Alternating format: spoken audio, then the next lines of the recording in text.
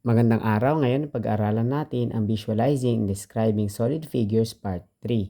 So kung nakaraan, pinag-aralan natin yung tungkol sa cube, ngayon naman ay pag-aralan natin ang tungkol sa prism.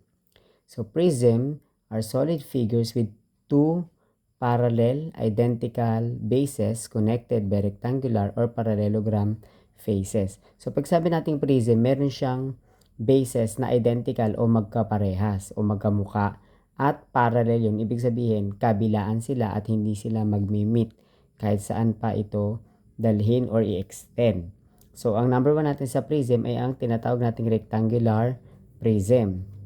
So narito yung halimbawa ng rectangular prism. So kung mapapansin natin, sabihin na natin na yung nasa babang ito, which is ito yung base niya. At saka itong nasa taas. So kung titignan natin, meron siyang identical na bases. So kaya siya tinawag na rectangular prism kasi rectangle yung shape ng kanyang base. So yan yun. Then ngayon, ano naman yung mga characteristics niya? So, meron siyang 3 pairs ng faces din, which are congruent. So, ngayon, ilan ba ang faces ng isang rectangular prism? So, bilangin natin. So, dalawa na kagad to. 1, 2. Then, itong side na to, 3, 4. Then, itong 5.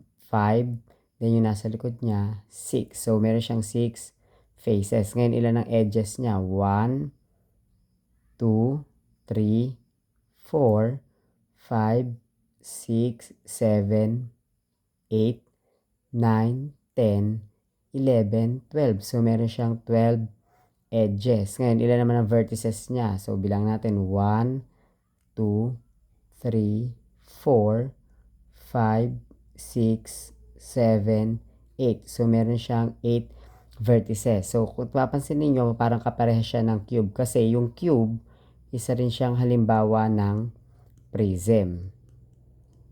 So, yun lang. Sana ay may natutunan kayo. Thank you and God bless.